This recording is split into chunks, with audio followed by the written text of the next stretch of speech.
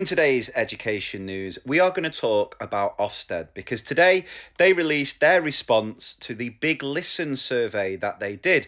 But I'm not going to talk about that in this video because something else was released as well today, which I think is much more important to talk about. And that is Ofsted's independent review, which was commissioned after the inquest last year concluded that Ofsted contributed to Ruth Perry's death. The reason I want to talk about this review before any of the Big Listen stuff is because it seems Ofsted are quite keen on trying to hide this report as much as possible. If you go onto the Ofsted website, you have to dig quite a bit before you can get this review.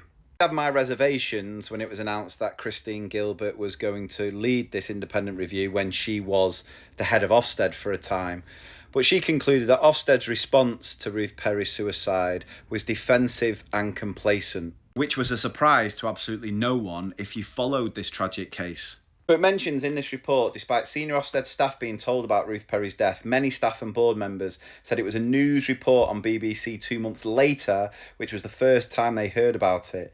Now, Dame Christine's damning review said Ofsted did not attempt to contact the school or Mrs Perry's family in the following months and could have shown empathy by seeking to speak to them straight away. But they didn't, because they didn't think they did anything wrong. This has been the problem with Ofsted. There are some inspectors who clearly think they're above it.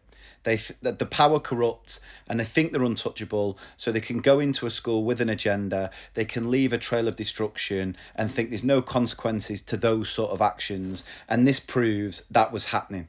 Ofsted acted with a lack of awareness when it did release a statement in March that seemed to imply that Ofsted had little to learn from the tragedy, the review said, adding that inspectors had been given the impression that the regulator had done nothing wrong. Ofsted's initial response appears defensive and complacent rather than reflective and self-critical. Dame Christine wrote, adding that the inspectors and schools had described Ofsted as unwilling to respond constructively to criticism.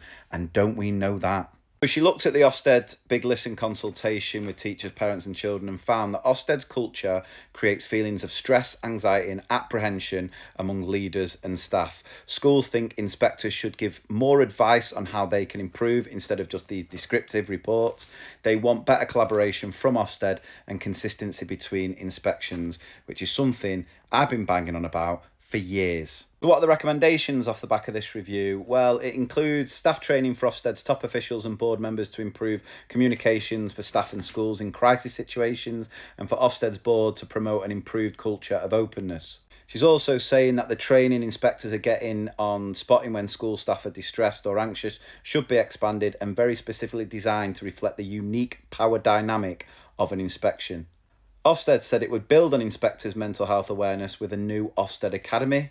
Now, it's interesting, the BBC approached Amanda Spielman, who was the head of Ofsted at the time of Ruth Perry's death, and she's declined to comment because she's too busy lapping it up in Dubai now. So Dame Christine has welcomed what Ofsted have pledged off the back of this review and the Big Listen survey, but said there was still some cynicism about whether it would actually lead to fundamental change.